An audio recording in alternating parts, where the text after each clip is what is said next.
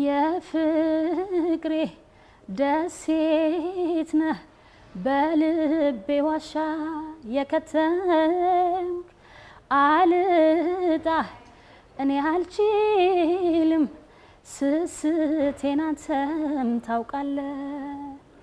ሊለያይ የማይችል ገጻችን ሆኖ አንድ ላይ ግርማ ሞገሴነ አልደምቅም ያላንተ ስታይ ሰላም ሰላም ኩራት ተኸታተልቲ ዘለኹም ኮይንኩም ነዛ ቪድዮ ትሪኡ ብምልኡኹም ሰላምኩም ብዙሕ ትርፍ ይበለለይ ነዛ ቻናል ሓደሽቲ ዝኾንኩም ሳብስክራይብ ብምግባር ቤተሰብ ሁኑ ነዛ ቪድዮ እውን ላይክ ብምግባር ጀምርዋ ኩራተይ ሎማዓንቲ ሒዘልኩም ዝመጻኹ ቪድዮ ናይ ትማሊ መድኃኒዓለም መዓልቲ ውዕሎ ናይ ሒዘልኩም መፅአኒኹ ሎማዓንቲ እውን ኣማኑኤል እዩ እንኳዕ ኣብፅሐኩም ኣብዚ ከምዚ ትሪእዎ ኣለኹም ድሕሪ ቤተ ክርስቲያን መልሲ ዝገዛእኽዎ ኣስቤዛ ሓፃፂበ ናብ ፍሪጅ ናእተኽዎ እየ ኣብዚ መቐለ ብጣዕሚ መቐው ስለ ዝኾነ ኪሎ ኮሚደረ ገዚእኻ ዝኾነ ነገር ገዚእኻ ብፍላይ ካሮት ገለል ብጣዕሚ ልባላሸወና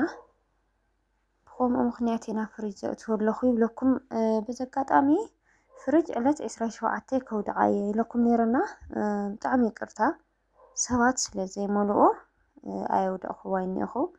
300 ሰባት ጥራሕ እዮምና ዘይቆረፅኩም ዕድልኩም መክሩ ሎተሪ ቆረፁና መዓልቲ እናዊሐ ዘናዋሕ ኩሉ መዓልቲ ቆሪፀ ክዛረበኩም እየ ዘይቆረፅኩም ኣሕዋተይ እስኪ ዕድልኩም መክሩ ብፍሪጅ እና ናብዝና ሎማዓንቲ ከብለኩም ኣብዚ ከምዚ ትሪእዎ ኣለኹም ድሕሪ ቤተ ክርስቲያን መልሲ ከምዚ ኢለ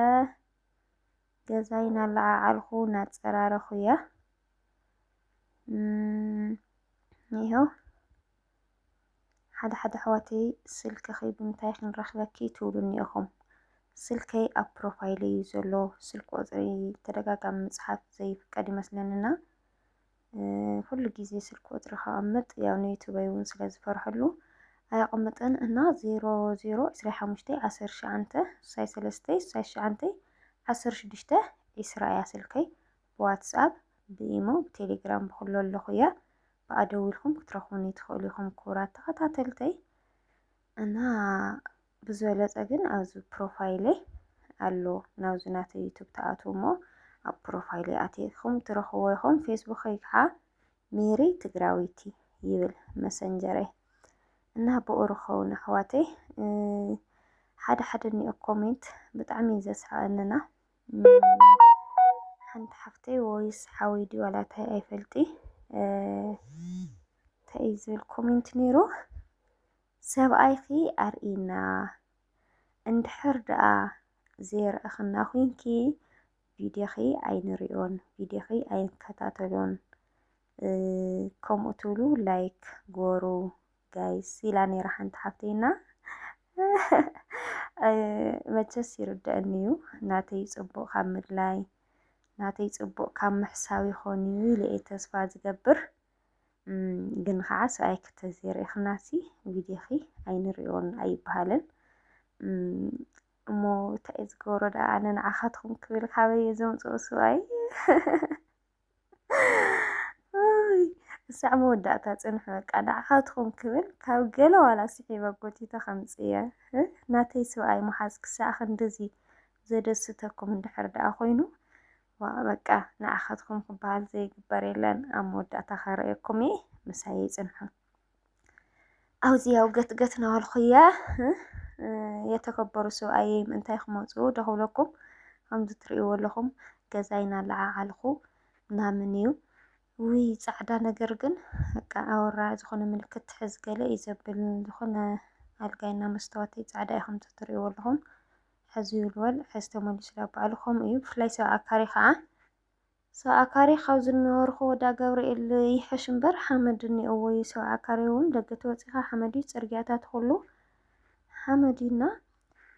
ብዙሕ ዝምረር እንኳን ኣይኮነን ግን ብውሕዱ ሓመድ ኣትዩ ኣብዚ መስታወተይ ወላዊለ ኣቑሑተይ ረታቲበ ከምዚ ትሪእዎ ኣለኹም ምንፃፈይ ክቕይር ከምዚ ገይረ ንኣልጋ ምንፃፍ ናቀያየርኩ እየ ይብለኩም ካብ ሽኢን ዘምፀኽዎ ምንፃፋት ብጣዕሚ ዝፈትዎ ባይዘወይ ኩሉ ኣነ ተኸዲነዮ ገለ ትርእይዎ ምንፃፍ ኣንፂፈዮ ትርእይዎ ኩሉ ናይ ሽኢን እዩ ከምቲ ኩሉ ግዜ ዝብለኩም። ኣብዚታት ከዓኒኦ ካብ ሽኢን ዘምፀኽዎ ጫማታት ዝወረዶ ጫማ እውይ ክንደይ ገንዘብ ይሒዙ እኒኦ። ሓደ ክላስ መስርሐለይ ዶ ነይሩ ይኸውን በዚ ናይ ሕዚ እኒኦ ሸርፊ ብጣዕሚ ክባር ከዓ ጫማታት ትርእይዎ ኣለኹም ድፉን ጫማና መዓት ሒዘ መፅአ ግን ኣብዚ በቃ ኣይትመልሶ ምናልባት ተመሊስካ እውን ሓንቲ ደጋጊምካ ኢኻ ትገብራና ከምቲ ኩሉ ግዜ ንብሎ ክቡራተይ።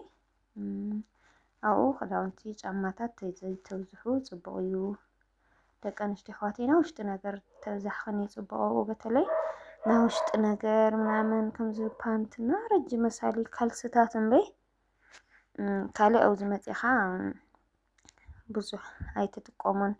ናይ ውሽጢ ክዳውንቲ ተኮይኑ ግን ቆንጆ ቆንጆ ስለ ዘሎ ሽኢን ካብኡ እውን ዋግኡ ንደርዘንስ ቅንስ ዘበለ እዩ ደሓን እዩ ትብል። በርግጥ ምስቲ ምንዛሬ መፂኻ ያውን ድዩ ግን ካብ ጫማታት ክዳውንቲ ብፍላይ ጅኑስ ስረ ወይ ጅኑስ ስረ ብጣዕሚ ኢኻ ትፀልኦ ዝመፂኻ ከምዚ ቀሚስ ነገር ብቻ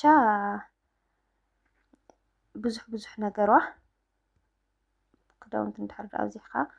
ኣብዚ ትኽደኖ ይኹንካን ዋላ ጫማ ኣብኡ ከዓ ኣብ ዓዲ ዓረብ በተለይ እንታይ ይሽውደናሲ ደቂ ዓሞታትና ዝኽደንኦ ክዳውንቲ ብጣዕሚ ሓፀርቲ ብፍላይ ሕምብርተን ዘርኢ ወይ ከዓ ቅርፂ ነብሰን ዘርኢ ገለ እዩ። ንሳተን መሸፈን ተሸፊነን እየን ዝወፃ ናብ ደገ።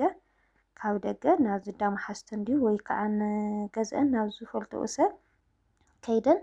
ኣብኡ በዓልተን ደቂ ኣንስትዮ ደቂ ኣንስትዮ ጥራሕ እየን ዝረአያ እምበይ ማንም ኣይርአየኒ። ብከምኡ ምክንያት ከዓ ዝደለይኦ ዓይነት ክዳን ክኽደና ምንም ይመስለኒ። ናታተን እናረአና ግን ክዳውንቲ ንገዝእ እናሃለና ኣብዚ በቃ ከምዚ ኩሉ ግዜ ዝብለኩም ካብ ሕምብርትኻ ዝሓፂር ምስ ነብስኻ ዝጠበቐ ነብስኻ ዘርኢ ነገራት ኩሉ ናቐረየ እዩ ማለት እዩ። ብጣዕሚ እዩ ደባርና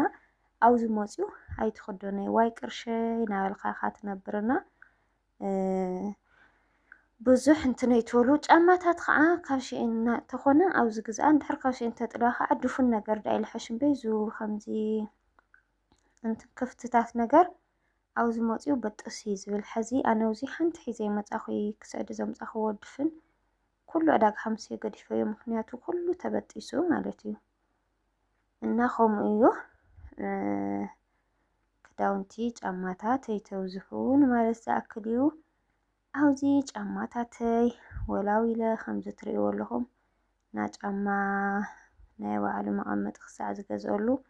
ብሓደ ወገን ኣብዛ ቁም ሳጥነይ የቕምጥ ዘብሎ እዚ ከዓ ፍርናሸይ እናለዓዓልኩ እየ። ንግሆ ካብ ምድቃስካ ተተሲኻ ዝስምዐካ ስምዒት ፍሉይ እዩ። ደቂስካ ተርፊድካ ከዓ እንግዲህ እንቅልፋም ኮንካ ኢኻ ተርፍድ ብንግሆ ከም ትሳእ ፅቡቅ እዩ። በዚ ኣጋጣሚ የሌለ መንፈስ ይስምዐካና። ይኸውዚ ንግሆ እዩ እኒኦ ቤተክርስትያን በፂሐ መፂኤስ ገዛይ እናለዓዓልኩ ገለ ንግሆ እዩ እኒኦና ብንግሆካ ስራሕካ እንድሕር ዳ ሳልጥ ኣቢልካ ደስ ይልብለካ።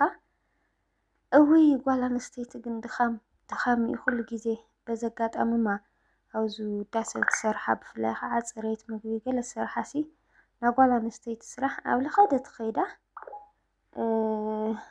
በቃ ትድኻምቱ ናይ ገዛ ስራሕማ ምንም እዩ ዘይፍለያ። ጥራሕ ኣብ ገዛኻ ምዃኑ ንእሽተይ ነፃነት ስለ ዘለዎ ዳ እዩ ደስ ዝብለካ እምበይ። ጓል ኣንስተይቲ ሕዚ ኣነ እኒኹ ዳዕረ ዝሰርሓ ነበርኩና ኣብዚኣ ዝሰርሓ ነበርኩስ ዳርጋ ሓደ እዩ። ዋላ ኣብ ገዛኻ ሕዚ ምንም ኣይተዕርፍን ከምዚ ገበርኩ ከምዚ ወልወልኩ ከምዚ ቀየርኩ ዋላ ድሕሪ ካሜራስ ናባኻትኩም ዘምፅኦ ዝተወሰነ ግን ድሕሪ ካሜራ ንባዕሉ በቃ ዕረፍትስ ዳርጋ የብላይ ሓንቲ ጓል ኣንስተይቲ ኣብ ገዛና። ብፍላይ ከዓ ቆልዑ ተሃልዮም ሰብኣይ ቤተሰብ ገለ እንድሕር ሓቢርካ ትነብር ኮይንካ ናይ ጓል ኣንስተይቲ ስራሕ ኩሉ ግዜ ሓደ እዩና በቲ ዘለኽን ስራሕ ብዙሕ ኣይተማርራ። ኣቤት ቦታ ከይድኩም ክሰርሕኡ ትኽእላ ስራሕ ኢኽን ትሰርሓ ኣለኽን ንእሽተይ ምስቱ ክላሳት ብዙሕ ምባሉ ምስቲ ነፃነት ዘይብልና ምዃኑ ብዙ ዕረፍቲ ዘይብልና ምዃኑ እቲ ስደት ንእሽተይ ለሳላትየካ እምበይ ድኻም ናይ ጓል ኣንስተይቲ ድኻም ኣብ ለኸደቶ ከይዳ በቃ ድኻሚና ብዝኾነ ንዝድኻምክን እግዚአብሔር አምላኽ ብርታት ይኹንክን ኣብዚ እውን ድኻሚ መቸስ ድኻማ ኩሉ ድኻሚና ጓል ኣንስተይቲ ድኻመ ይውዳእን ከምቲ ዝብለኩም ለኹ እና ኣብዚ ኩሎም ላይ ሓፃፂበ ኣላዓዒለ ከምዚ ትርእይዎ ኣለኹም ናይ ኣልጋ ምንፃፍ ናቀያየርኩ እያ ናብ ፍቑራት ምንፃፍ ዝቕይር ኣለኹ እንግዲህ ከምዚ ትርእይዎ ኣለኹም ሰብኣይ ከሰብኣይ ኸርኢና ሓደ ሓደ ኣሕዋተይ ከዓ ሓሊኽን እንጀራ ከይትዕፀይ እዚ ሰሓብክይዋ ትብላኒ እኽን የቐኒየለይ ንመኽርኽን ብውሽጥም ሓደ ሓደ ኣሕዋተይ እኒአኽን ኣብ ወጣትነት ጊዜ ተመርዐይ ኣጋር ከምፅእ ገለ ትብላኒ እኽን ዝሮ ኩሉ ዝኸውን ፈጣሪ ዝሓስቦ መዓልቲ እዩዋ ብዝኾነ ግን እስኪ ከርእየኩም ያው ኣብዚ ገትገት ናበልኩ እየ በቃ ከመይ ሪኢኹምዎ ምንፃፈይ ኸ እስኪ ኣብ መወዳእታ ክትርእይዎ ኢኹም እዚ ኩሉ ናይ ሸይን እዩ ሻይን ኣፕሊኬሽን ደስ ዝብለካ ነገርማ ዝደለኻዮ ነገር ኣብኡ ክትረክብ ትኽእልና ፍቕርታት እዮም በቃ ወዳእ ገንዘብካ ናኾነ እምበይ እዚ ከምዚታት ዝበለ ካብ ሸይን ምምፃእ ፅቡቅ እዩ እንድሕር ዳኣ ፈቲኹንዎ ኮይንከን ማለት እዩ እምበር ክዳውንቲ ካብ ክዳውንቲ ከምዚታት ዝበለ ምንፃፍ ናይ ኣልጋ ኮምፎርትታት እውን እኮ ምንፃፋት እውን ኣብዚ መዓት እኒኦ እዩ ግን ምናልባት ኣብ ክዳን ካብ ተጥፍኡ ካብ ሸይን ኣብ ከምዚታት ሕዚ ኣነ ኣብ ዓዲ ምንም ምንፃፍ ትበሃል ገዜ ይፈልጢ እና ስዑድ ምንፃፍ እየ ዝጥቀም ኣለኹ ካብ ሸይን ዘምፃኽዎ ምንፃፋት እዩ ኩሉ ምንፃፋት ትርእይዎ ናይ ሸይን እምበይ ካብ ዓዲ ምንም ነገር ገዚአ ይፈልጥና ምንፃፍ ነገር እንተ ጫማ ክዳን ገለ ግን ካብኡ ዘምፃኽዎ ብጣዕሚ ስለ ዝፀልኦ ኣብዚ ክንደይ ጫማታት እየ ገዚአ ክንደይ ክዳውንቲ እውን እየ ገዚአ እዚ ዝብለኩም ኣለኹ ናይ ውሽጢ ክዳውንቲ ምናምን ግን ምንፃፍ ናይ ኣልጋ ሓደ ሓደ ካልስታት ከም ላፕስቲክ መሳሊ ምናምን ግን በቃ ሒዝካዮ ተመፃኻ ካብኡ ኣይትፀልኦን ብዙሕ ኣይፅላእን ኣይሙነን እንተ ክዳውንትኩም ናርአኹም ኢኹም ትብሉ ጨኪምኩም ከይትሸጥዎ ወይ ናብ ገለ ከይተውፅሕዎ ከብድኩም ይኣብየኩም ክኽደኖ ዶ ይኾን ትብል ኣብ ዘይትኽደኖ ቁም ሳጥን ምልእ እዩ ዝብል ቅርሸይ ናበልካ ጣዕሳ ጥራሕ እዩ ኣብዚ ከምዚ ትርእይዎ ኣለኹም ፍቕረይ ንክቕበል ሸብሸብ ናበልኩ እያ ኣብዚ ፍሕኛ እናነፋሕኩ እየ ቀይሕ ፍሕኛ ክንደይ ግዜ በይነ ክትርእዩኒ ኣብዚ በቃ መብራህቲ ምፅእ ጥፍእ ብኸምኡ ከለረይ ዝቀያየሩሎ መብራህቲ ብፍላይ ናይቲ ማለይ መዓልቲ ከዓ እሞ ድምላይት እያ ኮይና ነይራ ትኸድ ትመፅእ እውይ በስመ ኣብ ወወልድ ናሰብዓ ካሬ መብራህቲ መቸገር እዩ ፀጉሪ ከመይ ሪኢኹምዎ ፀጉሪ ብጣዕሚ ደስ ኢሉኒ ኣብዚ ሰፈር ሲ ኣነ ከም ዝደልዮ ፀጉሪ ዝሰርሕ ስኢነኒ ኢኹ ገለ ኢለኩም ነይረና ሓዚ ከምዚ ኣነ ዝፎቶ ጌራ ትሰርሕ ረኺበ ደጊም በቃ ኩሉ ግዜ ትርእዩኒ ብከምዚ ስራሓት እዩ ከምዚአን ስራሓት ብጣዕሚ እየ ዝፈትወን ኣብዚ ወዳዲኤ ሻወረይ ወሲደ እናተወላወልኩ ኣብዚ ያው እዛ ግሪሰሊን እዚኣ ከዓ ብጣዕሚ እየ ዝፈትዋ ከምዚ ቅድሚ ሕዚ ሪኢኩም ዝነበርኩ ብጣዕሚ ደስ ትብለኒ ግሪሰሊን እያ እንድዒ መቐለ ድያ ቀይሓትን ዋላ ክዳነይ ከዓ ሪእይዎ ይኸው ክዳነይ ቀይረ እዚኣ እውን እዚታት ኩሉ ናይ ሸይን በቃ እስኪ እንታይ ተኸዲነዮ ዘይፈልጥ ሎማዓንቲ ክኽደኖ ኢለ ከምዚ ትርእይዎ ኣለኹም ኣብዚ ጥሚን ስለ ዝነበረ ሙሉእ መዓልቲ ገዛይና ላዓልኩ ገለ ውዒለ ማይ ወላእኹ ነይረ ድሓር እዛ ጁስ ይኸው ከምዚኣ ገይረ ብልዕ እናበልኩ እየ ናሓፀፅኩ ኣብዚ ጥፍሪ ቀለም እናመረፅኩ እየ ጥፍሪ ቀለም መን እየ ክገብር ፃዕዳ ፀሊም ቀይሕ እየ ሒዘኒኹ መጨረሻ ቀይሕ እየ መሪፀ ይኸው እዛ ክዳን ንእሽተይ ግፍሕ ኢላኒ ይመስለኒ ኢና እዝኒ ከዓ እስኪ ዝባ መኣዝዮ ክመልሶ ኢለ ከምዚታት ኢለ ካብ ገፀይ ንላዕሊ ዓብይኒ ዝናእዝንዎ ዶ ግን ኣጥዕይወለይ ከዓ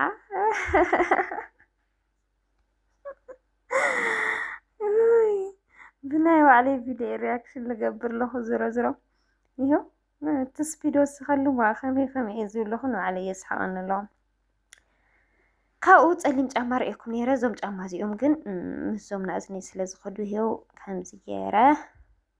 ጫማይ ገይረ ካሜራማን እንኳን የለይ ምሩቕ ከይርእየኩም ጥፍሪ ቀለመይ ከዓ ከምዚ ትርእይዎ ኣለኹም እዚኣ ገይረ ዝንጥንጥ ኢለ ማለት እዩ። ሕዚ ከርእየኩም ዶ ትፅበዩ ኣለኹም መስለኩም ሰብኣይ ከርእየኩም ዶ ትድግፍዎ ዶ ግን ሰብኣይ ኻና ሚድያ ምምፃእ ዶ ፅቡቅ ወይስ ዘይ ምምፃእ ይልሕሽ ከመይ ትብሉ? ኣብ ኮሜንት ተፃሓፉለይ። በርግጥ ኣነ ነጊረኩም እየ ሰብኣይ ምስ ሓስኩ ሸር ክገብረኩም እየ ኢለኩም ነይረ። ግድን እዩ ካባኻትኩም ዝሕባእ ነገር የለይ ግን ከዓ ስለ ዘርአኹኹም ትርእይለይ ስለ ዘይርአኹኹም ትኸዱ ክትኾኑ የብልኩም ኢና ተኸታተልቲ። ኣብዚ ክዳነይ ገይረ ዘናኒጠ ገለታት ይኸው ቡናይ ንኸፍልሕ ከምዚ ትርእይዎ ኣለኹም ገይረ ሳዕረይ ነሳኒሰ ቡናይ ከፍልሕ እየ ኣቑሑተይ ኣቑሑት ቡናይ ፈራርሸ ይኸው ናሎምኒኦ ሳዕሪ እንኳን ደረቕረቕ ኢሉ እንድዩ ኣነ ብሳዕረይ ይኽእለንን ከምዚ ትርእይዎ ኣለኹም። ገዛና መወዳእታ ነዚኣ ትመስል። ፅቡቅ ፅቡቅ ደጨንያ እዛ ገዛና ፍቕሪ ፍቕሪ ደጨንያ ይኸው ናይቲ ማሊ ዝነበረ ውዕለና ነዚ ይመስል ነይሩ። እዛ ክዳን ያው ብጣዕሚ እያ ቸጊራትንያ ብፍላይ እዚ ማእገራ ነገር ግፍሕ ኢላትንያ እኒኣ ካብ ዝመፅእ ተኸዲነያ ኣይፈልጢ ካብ ስዑድየ ሒዘያ መፅየ ካብ ናይ ሸይንና ተኸዲነያ ኣይፈልጥን ነይረ።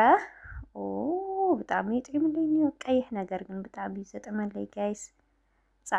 ፃዕዳና ፀሊም ብጣዕሚ እየ ዝፈቱ ነይረ ፒንክ እውን ቀይሕ እውን ከምዚ ይርኢ ኣለኹ ብጣዕሚ የጥዕምለይ እኒኦ በቃ ክገዝእ ማለት እዩ። ንመዓልቲ ነበረ ቪድዮ ነዚ ይመስል ፈቲኹምዎ ክትኾኑ ተስፋ ይገብር። ብካሊእ ቪድዮ ክሳዕ ንራኸብ ሰናይ ንኣኹም ቻው።